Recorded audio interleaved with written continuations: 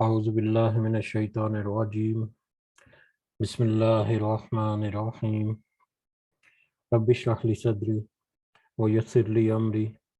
واحلل عقدۃ من لسانی یفقہوا قولی رب یسر ولا تعسر وتمم بالخیر اللہم لا سہل الا ما جعلته سہلا وانت تجعل الحزن اذا شئت سہلا اللہم انفعنا بما علمتنا وعلمنا ما ينفعنا وزدنا علما آمین یا رب العالمین۔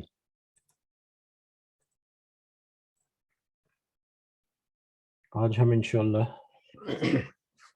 اللہ کے خاص فضل و کرم سے، اس کی خاص توفیق سے سورہ یوسف شروع کرنے جا رہے ہیں انشاءاللہ۔ اللہ کا بہت بڑا فضل ہمارے اوپر، اللہ کا بہت بڑا کرم ہمارے اوپر کہ اس نے ہمیں چن کر ان لوگوں میں شمار کیا جو اللہ کے دین کو، اس کی کتاب کو سمجھنے کی کوشش کرتے ہیں۔ صبح کا آغاز ہم اسی کے کلام سے کرتے ہیں،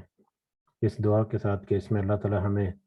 استقامت نصیب فرمائے اور اس کے فائدے ہمیں اور ہمارے احباب کے لیے اس دنیا میں اور آخرت میں خاص کر کامیابی میں شمار فرمائے۔ آمین یا رب العالمین۔ سورہ یوسف جس کو آج ہم انشاءاللہ شروع کریں گے۔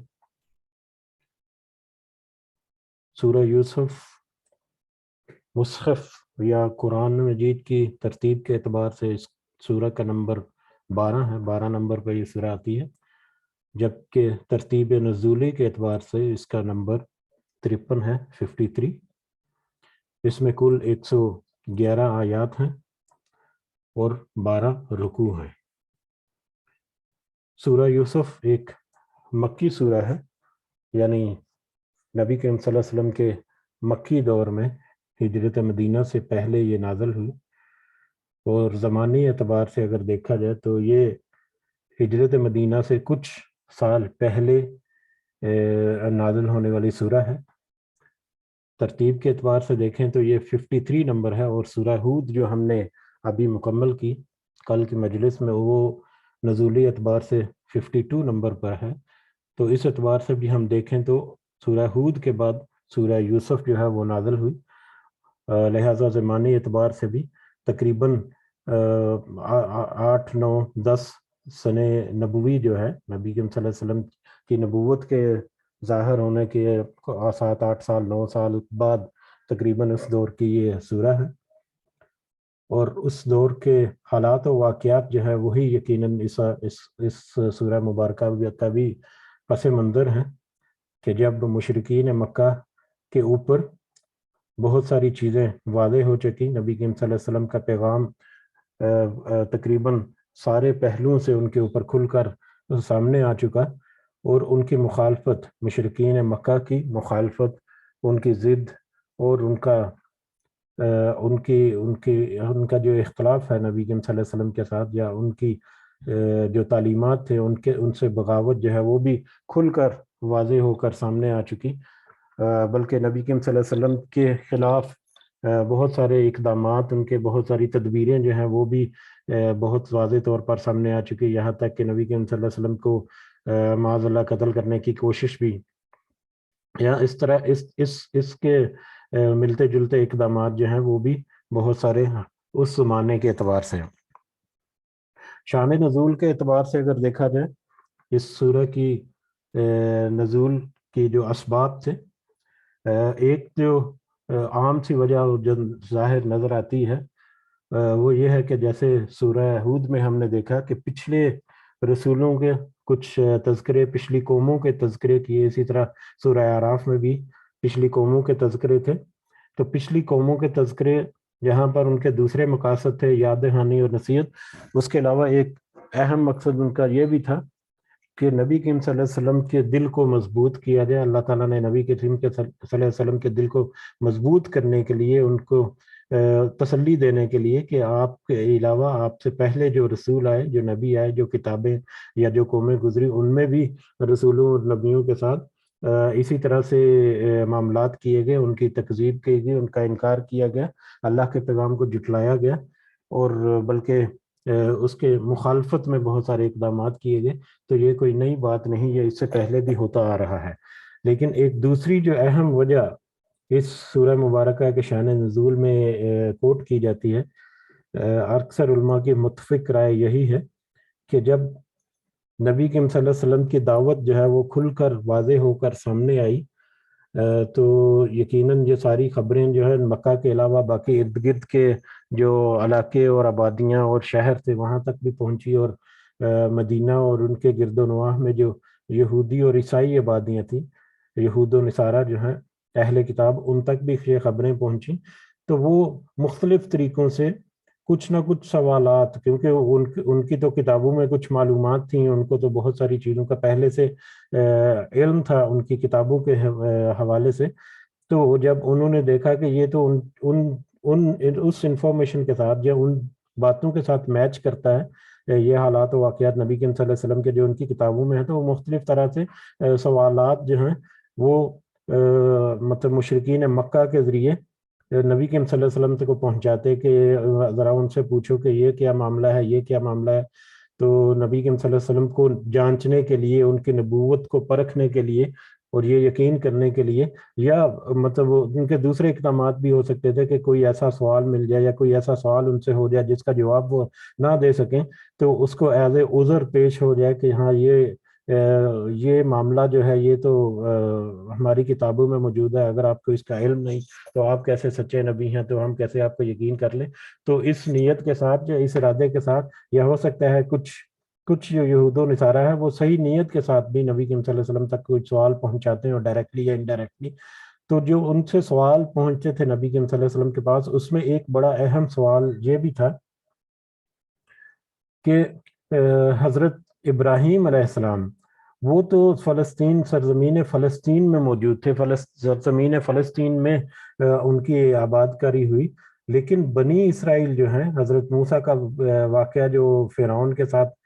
معاملہ ہوا، وہ تو مصر میں ہوا، تو یہ بنی اسرائیل مصر میں کیسے پہنچ گیا؟ تو اس سوال کا جواب جو ہے، ویسے تو بہت سارے باقی معاملات یا باقی جو معلومات تھی وہ اہل مکہ کو بھی کچھ سنی سنائی پتہ تھی، کچھ اہم نقطے یا اہم معلومات، لیکن یہ سوال جو ہے اس کی زیادہ اویئرنیس نہیں تھی مشرکین مکہ کو۔ تو اس بہانے سے جو یہودی اور عیسائی تھے، انہوں نے اس طرح کا سوال نبی کریم صلی اللہ علیہ وسلم کے تک پہنچائے اہل مکہ کے ذریعے سے کہ ذرا ہمیں یہ بھی بتائیں یا یہ واضح کریں کہ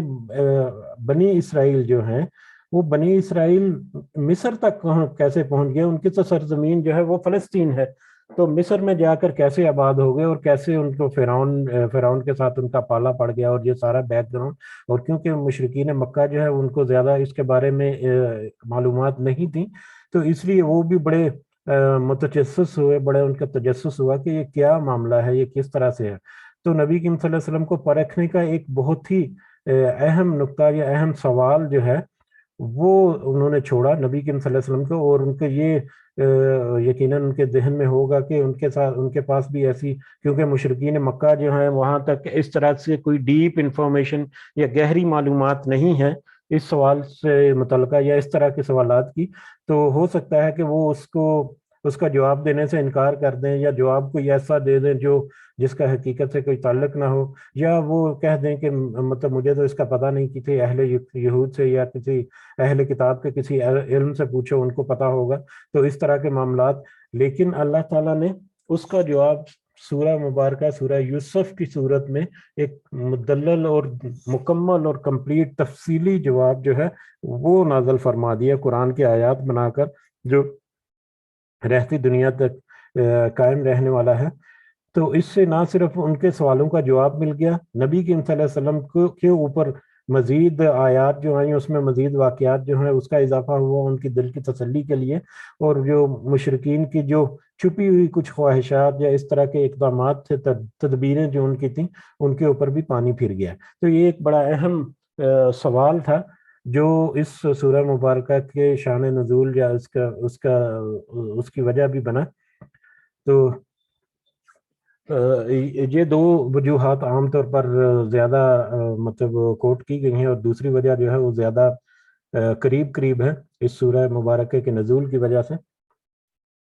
سورہ یوسف کیونکہ ہم شروع کرنے جا رہے ہیں، سورہ یوسف یا حضرت یوسف علیہ السلام، اس سورہ میں کیونکہ حضرت یوسف علیہ السلام کا واقعہ بڑی تفصیل کے ساتھ ذکر کیا گیا، اس لیے اس کا نام یوسف رکھا گیا۔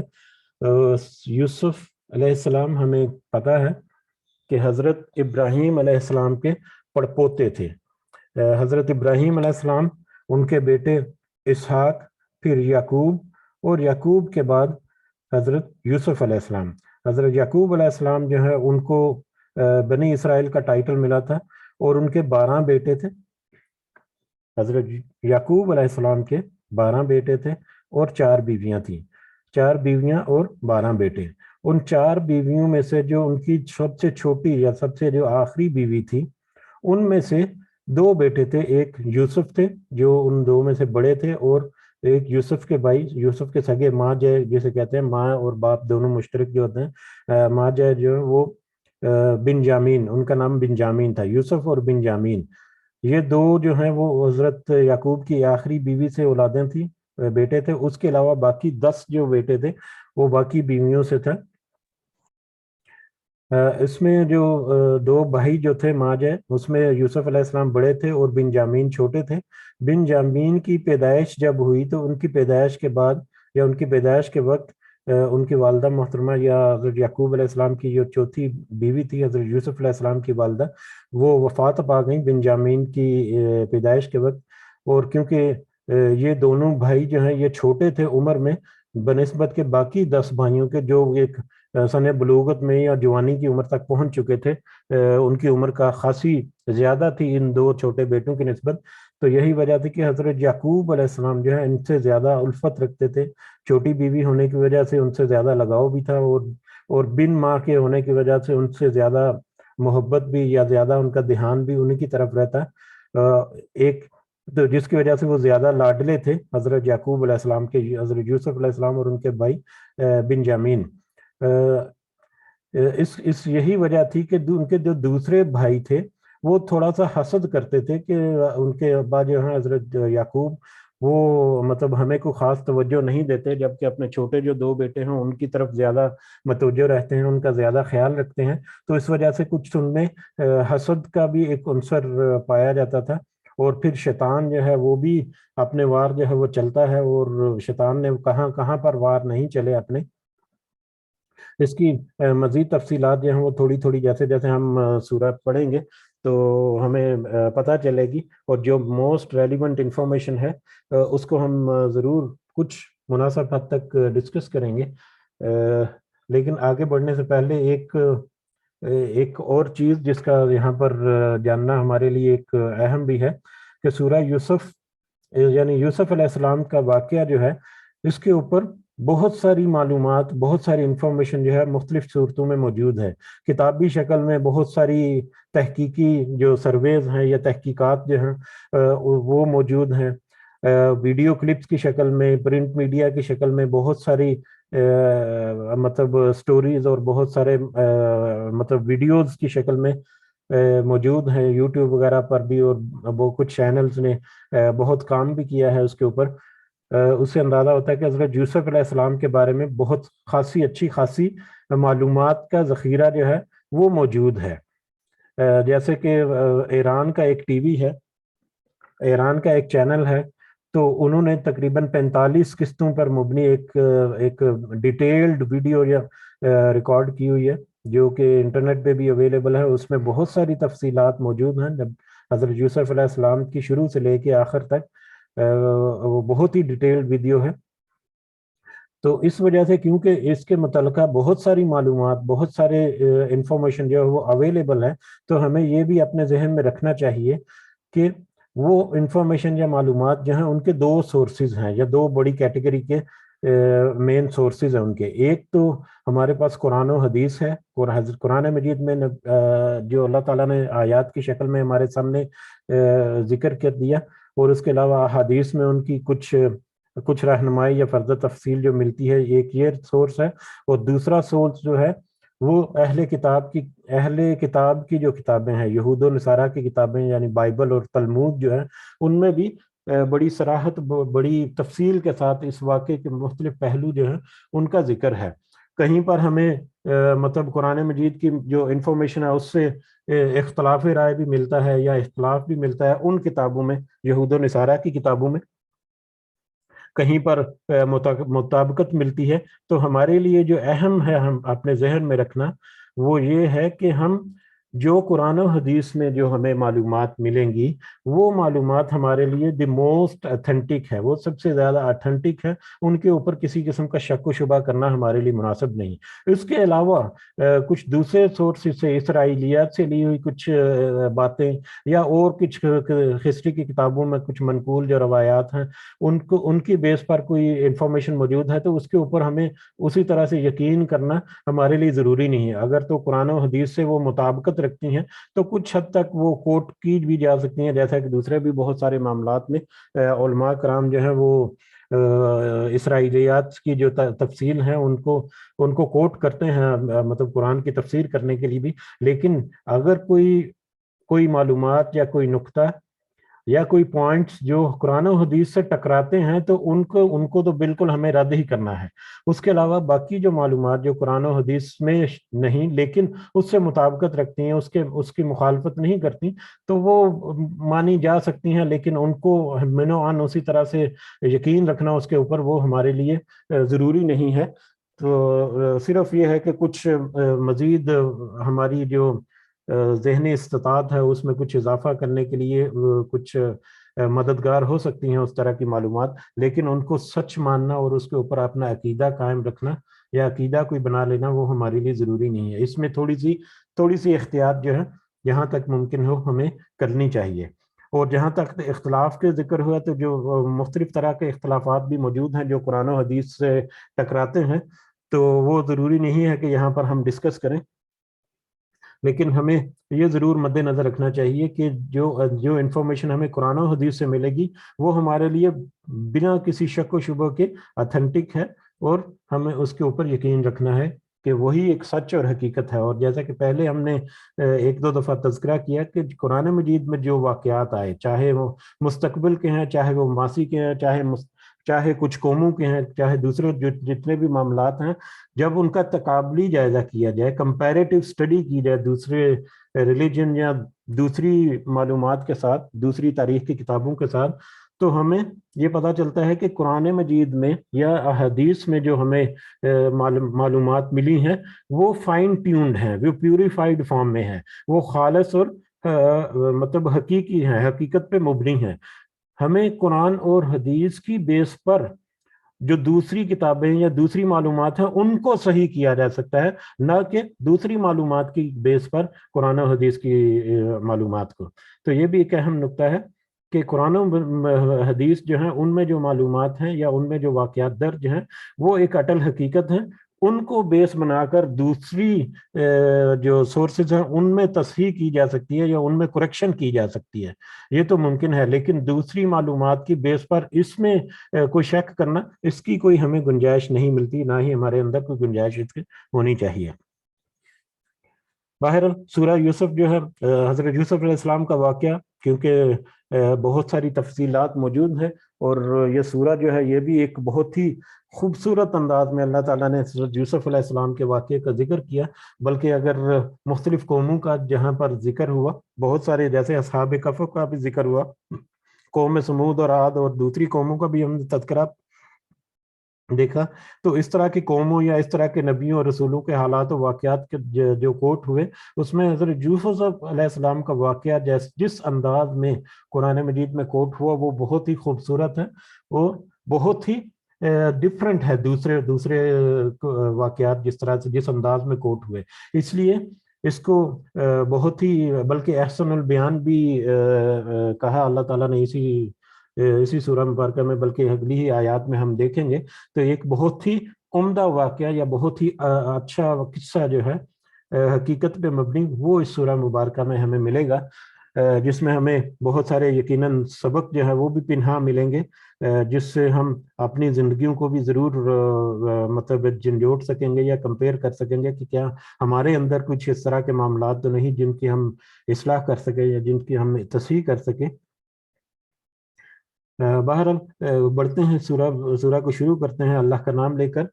کہ اس دعا کے ساتھ کہ اللہ تعالیٰ اس کی صحیح سمجھ ہمیں عطا فرمائے، اور اگر کوئی ریاکاری والا معاملہ ہے ہمارے اندر تو اس سے اللہ تعالیٰ ہمیں محفوظ رکھے، اور اس کا سمجھ کر ہمیں اپنی اصلاح کرنے کی بھی اللہ تعالیٰ ہمت و توفیق نصیب فرمائے، آمین یا رب العالمین۔ تو شروع کرتے ہیں، اعوذ باللہ من الشیطان الرجیم، بسم اللہ الرحمن الرحیم، الف لام را تلک آیات الکتاب المبین۔ یہ آیتیں ہیں واضح کتاب کی، یہ آیتیں ہیں واضح کتاب کی۔ قرآن مجید میں یہ بہت ہی واضح اور بہت ہی مدلل آیات کی شکل میں یہ ذکر کی گئی ہیں اس کتاب میں، یہ آیات، یہ اللہ تعالیٰ کی یہ نشانیاں۔ بے شک انزلناہ، بے شک ہم نے نازل کیا ہے اس کو، قرآناً عربیاً، عربی قرآن یا قرآن عربی بنا کر، لعلکم تعقلون، تاکہ تم سمجھ سکو، تاکہ تم عقل کر سکو، عقل سے کام لے سکو۔ ہم نے نازل کیا ہے اس کو، یعنی ان آیات کو، ان واضح آیات کو قرآن عربی یا عربی قرآن بنا کر، تاکہ تم اس کو اچھی طرح سے سمجھ سکو، تاکہ تم عقل سے کام لے سکو۔ اب قرآن عربی کو، قرآن مجید کو قرآن عربی یا عربی قرآن بنا کر اللہ تعالیٰ نے نازل کیا۔ اس میں اور بھی بہت ساری کہ اس کو ہم نے آسان بنایا تاکہ تم اس کو صحیح سمجھ سکو، یا اس کے اور بھی کچھ آیات ہیں۔ تو کیا قرآن مجید کو عربی میں نازل جب کیا تو کیا اس کو کیا اس کی صحیح سمجھ بھی آتی تھی کہ نہیں؟ پہلی بات تو یہ ہے کہ کیونکہ یہ عربی قرآن ہے، عربی قرآن سے مراد کہ اس کی زبان جو ہے وہ عربی ہے، لہٰذا یہ خاص کر ان لوگوں سے یہاں پر خطاب ہے جو کہ عرب النسل تھے، جس قوم کے اوپر یہ قرآن مجید نازل ہوا، وہ کیونکہ عربی تھے، عرب قوم تھی، اس لیے انہی کی زبان میں قرآن عربی جو ہے وہ نازل ہوا، یا عربی زبان میں اس قرآن کو نازل کیا گیا تاکہ تم سمجھ سکو۔ اس کو آسان زبان بنا کر نازل کیا گیا تاکہ تم سمجھ سکو۔ اب ایک تو یہ ہے کہ اس قرآن مجید کو سمجھنے کے لیے جس قوم کے اوپر یہ نازل ہوا قرآن مجید، اس قوم نے تو اس کو بہت اچھی طرح زبان کی فصاحت اور بلاغت کی وجہ سے قرآن عربی جو ہے ایک بہت ہی وسیع اور بہت ہی حکمت بری زبان ہے۔ اس کے بہت ہی وسیع معنی نکلتے ہیں۔ اس کا ایک ایک حرف جو ہے وہ کئی دفعہ پوری تحقیقات، پورا معلومات کا سمندر ہے۔ اس کا جملہ نہیں، لفظ نہیں، ایک ایک حرف جو ہے وہ کئی دفعہ بہت ہی گہری معلومات کا سمندر ہے۔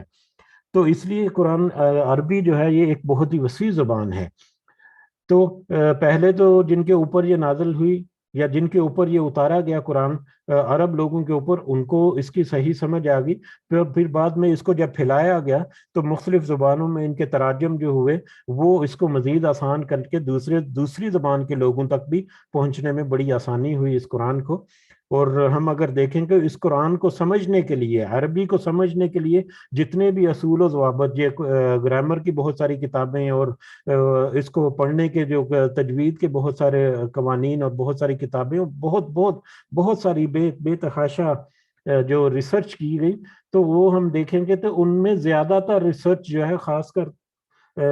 عربی گرامر کی جو ہے وہ نان عربز نے کی، کیونکہ عرب جو ہے وہ اپنے بہت ہی غرور رکھتے تھے اپنی زبان کے اوپر، اس کی فصاحت اور بلاغت کے اوپر ان کو بہت غرور تھا، بہت گھمنڈ تھا، اور وہ یقیناً وہ سچ تھے کہ یہ بہت ہی وسیع معنی رکھنے والی اور بہت ہی وسعت والی زبان ہے۔ اب سوال یہ پیدا ہوتا ہے کہ اللہ تعالیٰ نے کہا کہ اس قرآن کو قرآن عربی بنا کر بھیجا تاکہ تم سمجھ سکو۔ اب جن لوگوں کے اوپر بنا کر یہ اتارا انیشلی، کیا انہوں نے اس کو سمجھا بھی کہ نہیں؟ ہم جب قرآن مجید کے مختلف مطلب جب آج ہم جس لیول پہ کھڑے ہیں تو جیسے جیسے ہم قرآن کی آیات کے ساتھ اس کو سمجھنے کی کوشش کر رہے ہیں تو ہم نے یہ محسوس کیا ہوگا کہ اس وقت کے لوگ خاص کر مشرکین مکہ جو ہے انہوں نے یہ نہیں کہا کہ یہ جو آیات تم کوٹ کر رہے ہیں نبی کریم صلی اللہ علیہ وسلم سے یہ جھوٹی ہیں، یہ سب جھوٹ کا پلندہ ہے. اس طرح کی ہمیں کوئی اس طرح سے واضح مطلب اشارے نہیں ملتے. کیا اشارے ملتے ہیں؟ کیونکہ وہ اس کو ماننے سے انکار کرتے تھے، اس کے اوپر اس بات کا یقین نہیں کرتے تھے کہ یہ واقعی اللہ کی طرف سے ہے، واقعی اللہ تعالیٰ جو ہے وہ وہی آپ کے اوپر اتارتا ہے اور واقعی آپ اللہ تعالیٰ کے نبی اور رسول ہیں. اس بات کے اوپر وہ یقین نہیں کرتے تھے یا اس بات کو ماننے پہ تیار نہیں تھے. یہی وجہ تھی کہ وہ انکار کرتے جا رہے تھے. وگرنہ جیسے ہی نبی کریم صلی اللہ علیہ وسلم نے اللہ کے حکم کے مطابق سب سے پہلے اپنی تبلیغ جو ہے وہ شروع کی، بہت مشہور واقعہ آپ کو یقیناً پتہ ہے کہ پہاڑ کی چوٹی پر کھڑے ہو کر جب نبی کریم صلی اللہ علیہ وسلم نے کہا کہ اگر میں آپ سے کہوں کہ پہاڑ کے پیچھے سے دشمن آ رہا ہے تو کیا یقین کر لو گے؟ سب نے کہا کہ ہاں. تو پھر آپ نے کہا کہ کہو اللہ ایک ہے اور اسی کی عبادت کرو اور یہ وہ. تو پھر اس کے اوپر ابو جہل نے اسی وقت کھڑے پاؤں اسی وقت ہی انکار کر دیا. وہ انکار کی وجہ یہ نہیں تھی کہ جو نبی کریم صلی اللہ علیہ وسلم نے فرمایا یا قرآن کی کچھ آیات جو کوٹ کی گئیں ان کو انہوں نے رد کر دیا یا ان کو انہوں نے کہا کہ نہیں یہ جھوٹ ہے، بلکہ ان کو یہ سب پتا تھا کہ اگر نبی کریم صلی اللہ علیہ وسلم ایک اللہ کی طرف بلا رہے ہیں تو اس میں کچھ حقیقت موجود ہے، اس میں کچھ مطلب صحیح ہے، یہ بات غلط نہیں ہے. لیکن کیونکہ وہ اپنے آباء و اجداد کے رسم و رواج، اپنے ظاہری منصب اور مرتبہ جو ہے، ان کے کاروبار، ان کا اسٹیٹس یا ان کا جو مقام اور مرتبہ تھا، ان کے جو دنیا کے معاملات جس طرح سے وہ اویل کر رہے تھے، اگر وہ اس طرف آ جائیں اللہ کو ایک ماننے کو، وہیں پر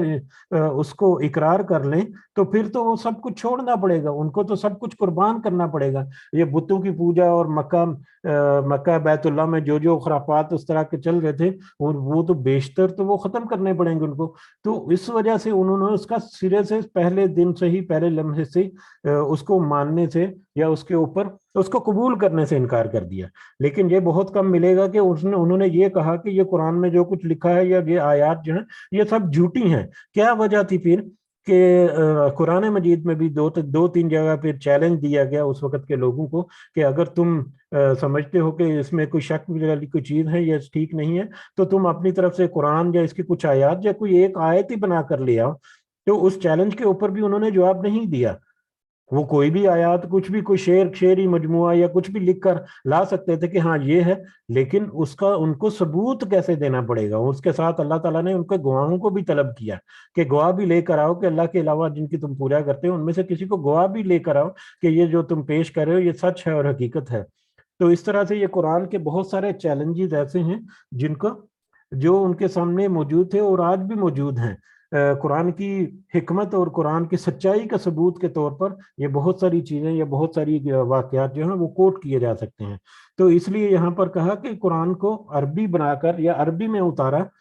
لوح محفوظ سے عربی قرآن بنا کر اس کو اتارا تاکہ تم سمجھ سکو، تمہاری اپنی زبان میں، تمہارے اپنے لب و لہجے میں، تمہارے اپنے ہی مطلب روزمرہ کی بات چیت جس طرح کرتے تھے اسی انداز میں یہ قرآن کو تمہارے اوپر اتارا گیا تاکہ تم اس کو صحیح طریقے سے سمجھ سکو، اس کی گہرائی میں اتر سکو. اور جب تم گہرائی میں اترو گے تو پھر ہی تمہیں پتا چلے گا کہ حقیقت کیا ہے. اور اس حقیقت کو پتا چلنے کے بعد بھی اگر اپنا اختیار جو اللہ تعالیٰ نے دیا اس کو استعمال کرتے ہوئے جان بوجھ کر اس کو پیسے پوچھ ڈال دو تو پھر تو یقیناً اپنے نفس پر ظلم کرنا ہے، جو خسارے والا سودا ہے. بہرحال ہم آگے بڑھیں گے اور انشاءاللہ بڑی آسانی سے کور کریں گے کیونکہ بہت سارے واقعات ہمیں پتہ بھی ہیں. نحن نقص علیک، ہم بیان کرتے ہیں آپ پر احسن القصص، بہترین بیان. یہ جو اس سورہ مبارکہ میں حضرت یوسف علیہ السلام کا جو قصہ یا اس کی سٹوری یا واقعہ جو ہے وہ اللہ تعالیٰ نے کہا کہ ہم یہ واقعہ یا قصہ یہ بیان کرتے ہیں آپ پر جو کہ ایک بہترین قصہ ہے، یہ بہترین واقعہ ہے، بہت ہی خوبصورت واقعہ ہے. بما اوحینا، اس ذریعے سے کہ اوحینا جو ہم نے وحی کیا ہے، الیک آپ کی طرف، ھذا القرآن یہ قرآن، اس قرآن میں وحی کے ذریعے آیات بنا کر اس قرآن میں ایک بہترین واقعے کی شکل میں آپ کے اوپر یہ قصہ جو ہے ہم بیان کرتے ہیں. وَإِن كُنْتَ، اور یقیناً آپ تھے من قبلی ہی، اس سے پہلے، لمن الغافلین، جو ضرور بے خبروں میں سے۔ اور یہ واقعہ جس کو ہم بیان کرنے جا رہے ہیں، اللہ تعالیٰ کہہ رہے ہیں کہ یقیناً اس سے پہلے آپ اس سے بے خبر تھے، یعنی اس واقعے کی حقیقت جو ہے یا اس واقعے کی تفصیلات وہ آپ کے پاس پہلے سے موجود نہیں تھی۔ جیسا کہ انٹروڈکشن میں ذکر ہوا کہ بہت ساری چیزیں حضرت یوسف علیہ السلام کے یا بنی اسرائیل کیسے وہاں تک پہنچے، وہ معلومات زیادہ عام نہیں تھی۔ نبی کریم صلی اللہ علیہ وسلم کے پاس بھی زیادہ اس کی انفارمیشن نہیں تھی۔ اللہ تعالیٰ نے اس کو وحی کے ذریعے قرآن مجید کی آیات کی شکل میں جب نازل کیا تو یہ ایک حقیقت بن کر سب کے سامنے آ گیا۔ اور اس سے ایک یہ بھی پتہ چلتا ہے کہ نبی کریم صلی اللہ علیہ وسلم کے اوپر جو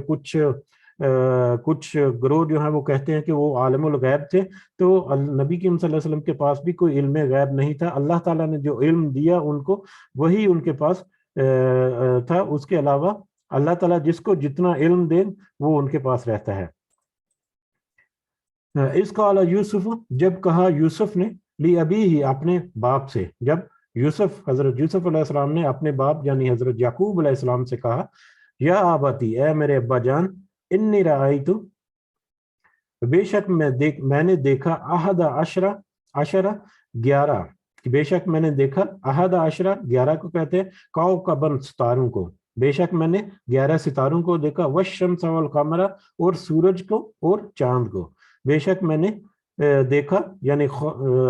11 ستاروں کو اور سورج کو اور چاند کو، رأیتہم، میں نے دیکھا ان کو، لی ساجدین، اپنے لیے سجدہ کرتے ہوئے۔ حضرت یوسف علیہ السلام نے ایک خواب دیکھی جس کا تذکرہ انہوں نے اپنے والد حضرت یعقوب علیہ السلام سے کیا کہ بے شک میں نے 11 ستاروں اور سورج اور چاند کو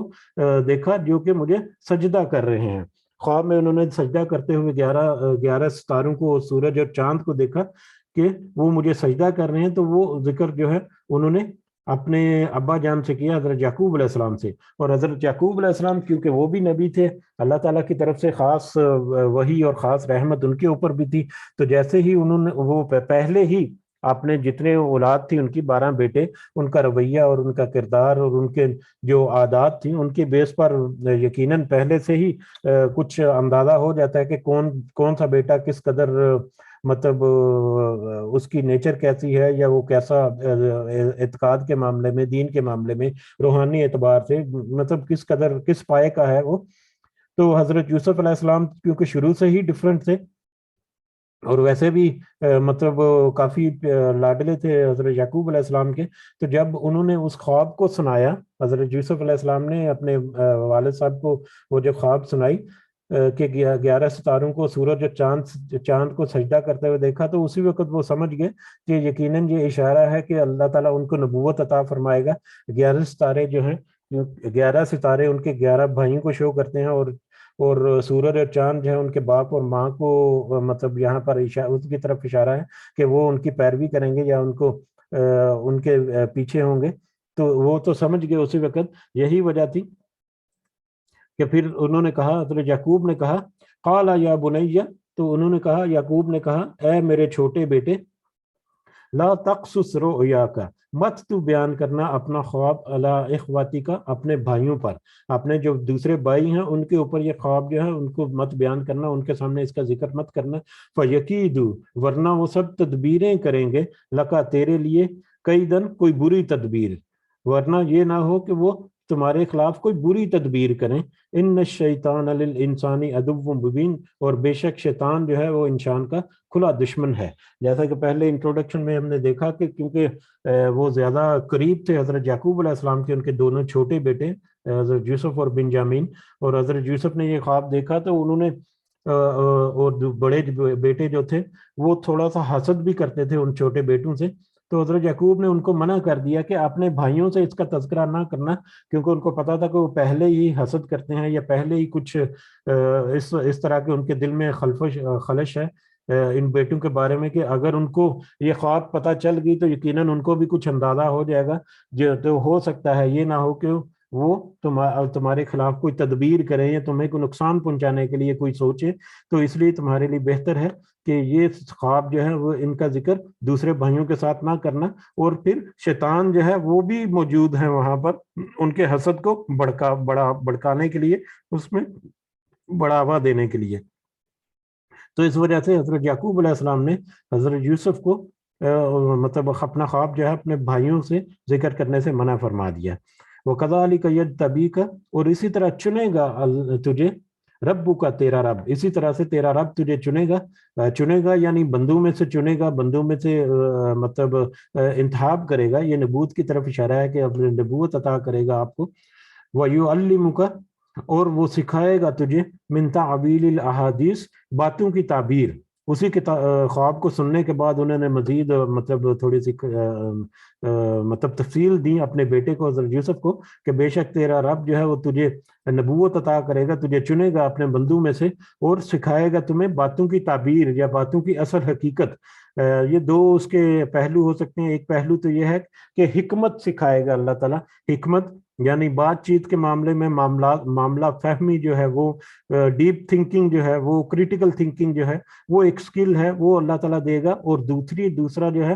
کہ خوابوں کی تعبیر جو ہے وہ سکھائے گا اللہ تعالیٰ کے خواب جو اگر مختلف طرح کے خواب جو ہیں تو ان کی حقیقت کیسے ہو سکتی ہے، ان کی تعبیر کیا ہے. بہرحال کہ اللہ تعالیٰ باتوں کی تعبیر یا اصل حقیقت تک پہنچنا یا حکمت اور خوابوں کی تعبیر جو ہے وہ بھی سکھائے گا تجھے. وَيُتِمُّ نِعْمَتَهُ، اور وہ پوری کرے گا اپنی نعمت کو، علیہ آپ پر، وعلی آل یعقوب، اور آل یعقوب پر، اور وہ اپنی نعمتوں کو آپ پر اور آل یعقوب پر پورا کرے گا. اپنی نعمتوں کو پورا کرے گا مطلب ایک تو یہ ہے کہ نبوت کی نعمت تو اللہ تعالیٰ نے عطا کر دی، لیکن نبوت کے ساتھ ساتھ ایک اعلیٰ بلند مقام اور رتبہ جو ہے وہ بھی دنیا میں مطلب ملے گا آپ کو بھی اور آپ کے توسط سے آل یعقوب کو بھی، یعنی آپ کے جو بھائی ہیں اور آپ کے جو خاندان کے دوسرے افراد ہیں ان کو بھی، ان کے اوپر بھی یہ نعمتیں جو ہیں یہ اللہ تعالیٰ کی طرف سے برسیں گی. کما اتمہا، جس طرح سے اس نے پورا کیا تھا علی ابوئی کا، تیرے دونوں باپ دادا پر. جس طرح سے اللہ تعالیٰ نے نعمت کو پورا کیا تمہارے باپ دادوں پر، یعنی دونوں باپ اور دادا کون؟ من قبل، اس سے پہلے ابراہیم و اسحاق، ابراہیم علیہ السلام اور اسحاق علیہ السلام. جیسا کہ اس سے پہلے ابراہیم اور اسحاق علیہ السلام کے اوپر اللہ تعالیٰ نے اپنی نعمتیں نچھاور کی، اسی طرح سے یہ نعمتیں آپ پر بھی اور آپ کے آل یعقوب یا آپ کے جو خاندان والے ہیں ان کے اوپر بھی اللہ تعالیٰ نچھاور کرے گا. ان ربک علیم حکیم، بے شک آپ کا رب جو ہے وہ خوب جاننے والا اور خوب حکمت والا ہے. اس کی باتیں، اس کی تدبیریں، اس کا جتنے مطلب فیصلے ہیں وہ حکمت سے بھرے ہوئے ہیں اور سارے کے سارے مکمل علم کے ساتھ ہیں.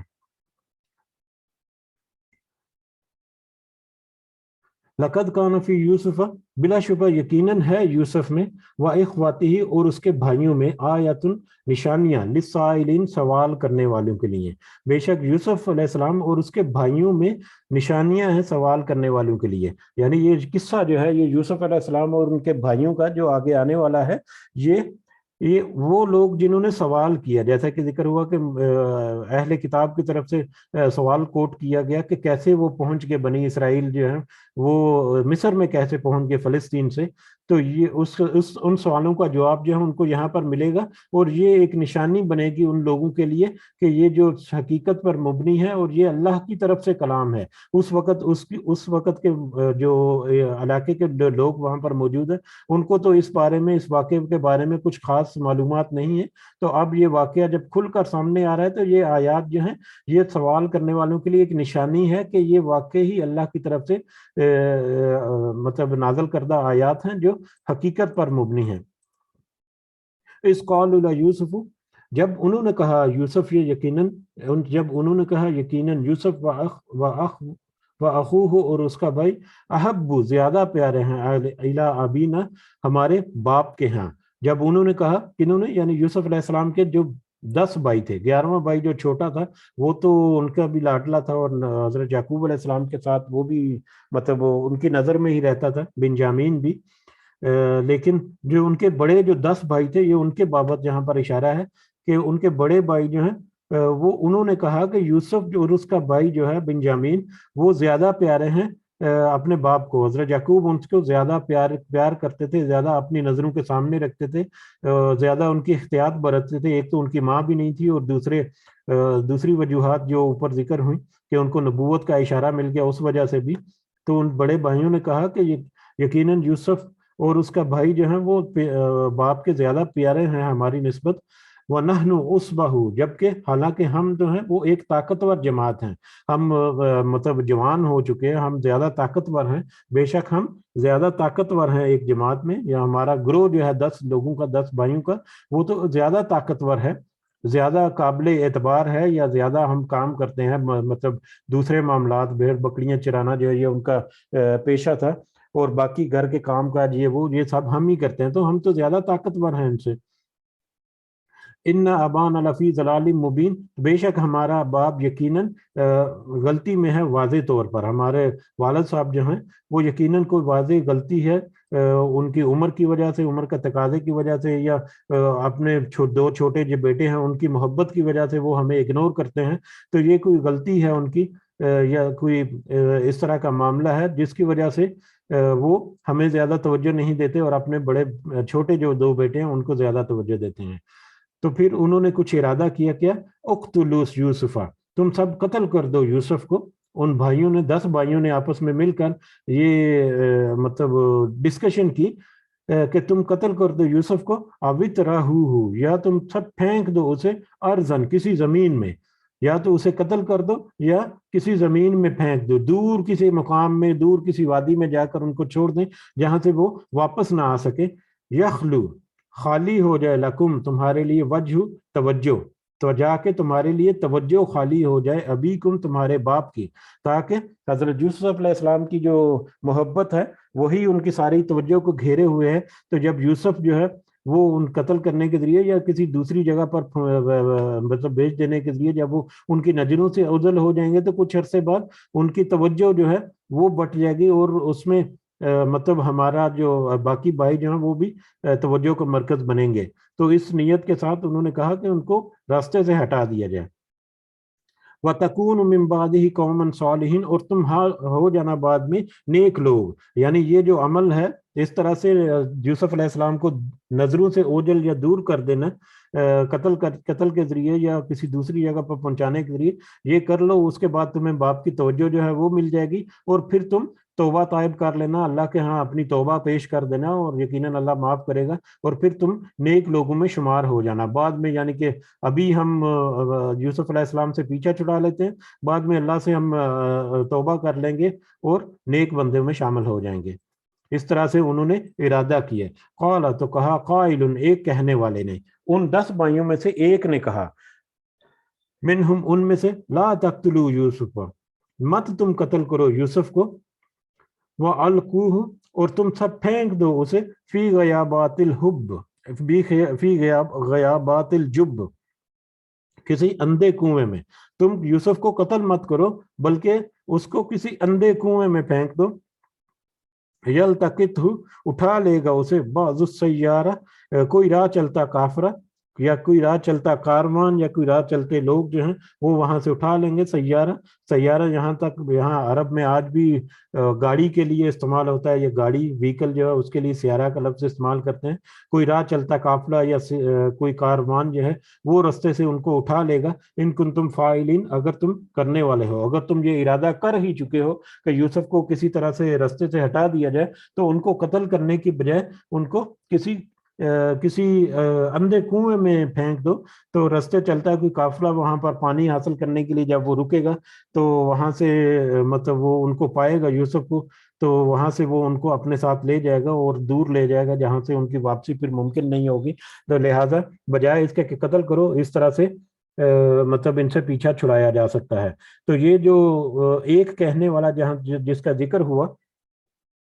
ڈاکٹر اسرار صاحب نے ان کا نام جو ہے وہ یہودا جو ہے وہ ذکر کیا ہے. یہودا سب سے بڑے بیٹے حضرت یعقوب علیہ السلام کے سب سے بڑے بیٹے کا نام تھا، اور انہی سے پھر یہودی نسل جو ہے وہ آگے چلی. واللہ عالم. جو آپ کلپس وغیرہ دیکھیں گے اس میں لاوی بھی نام ملتا ہے کوئی، جو کہ زیادہ مطلب کچھ رحم کرتا تھا، یا زیادہ دوسرے بھائیوں سے کچھ مختلف تھا، تھوڑا سا نرم دل تھا. واللہ علم یہ دوسری روایات سے ملتا ہے. اگر ہمیں قرآن مجید میں آگے کچھ آیات سے اس میں مزید وضاحت ملے گی تو اس کے اوپر ہم مزید بھی ڈسکشن کریں گے. بہرحال ڈاکٹر اسرار صاحب نے یہاں پر یہودا نام ذکر کیا ہے، جس سے پھر یہودی نسل آگے چلی، اور یہودی نام کی قوم جو ہے وہ آج بھی موجود ہے. تو وہ حضرت یعقوب علیہ السلام کے بڑے بیٹے کو انہوں نے وہاں پر ذکر کیا ہے. بہرحال یہاں تک اب ہم رکتے ہیں. یہاں تک ہم نے دیکھا کہ انہوں نے حسد میں آ کر حضرت یوسف علیہ السلام سے پیچھا جان چھڑانے کے لیے یا پیچھا چھڑانے کے لیے یا ان کو نظروں سے دور کرنے کے لیے حضرت یعقوب علیہ السلام سے یہ ایک چال جو ہے وہ سوچی. اس کے اوپر پھر کیسے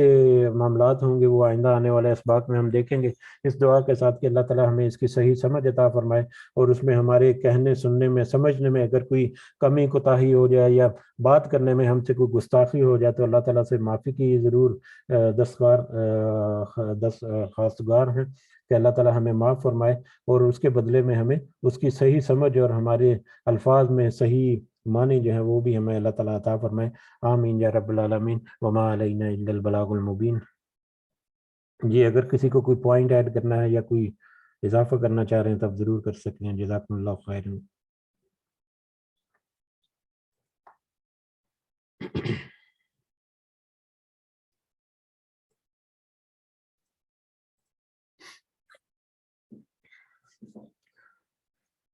جی ٹھیک ہے، انشاءاللہ پھر کل ہم اگلے سبق کے ساتھ حاضر ہوں گے. دعا میں ضرور یاد رکھیں. اس کوشش میں آپ کا رول جو ہے وہ بہت ہی اہم ہے، اور یہ آپ کی موجودگی یہاں پر ہی وجہ ہے کہ اللہ تعالیٰ نے یہ ہمیں ہمت و طاقت دی ہے کہ ہم اس مجلس کو لے کر آگے چلیں. اس مجلس کے قائم دائم رہنے کے لیے بھی ضرور دعا کریں. اس میں مزید کچھ لوگ جو ہیں وہ ممبر شامل ہوں تو اس کے لیے بھی آپ کوشش کریں، اور یہ ضرور دعا کریں کہ اللہ تعالیٰ ہمیں اس کی صحیح سمجھ اور صحیح فائدے اس دنیا میں اور آخرت میں عطا فرمائے. اللہ تعالیٰ ہمارے والدین کے ساتھ خاص رحمت اور فضل جو ہے وہ رکھے. اس دنیا میں جو حیات ہیں ان کو اللہ تعالیٰ خاص رحمت سے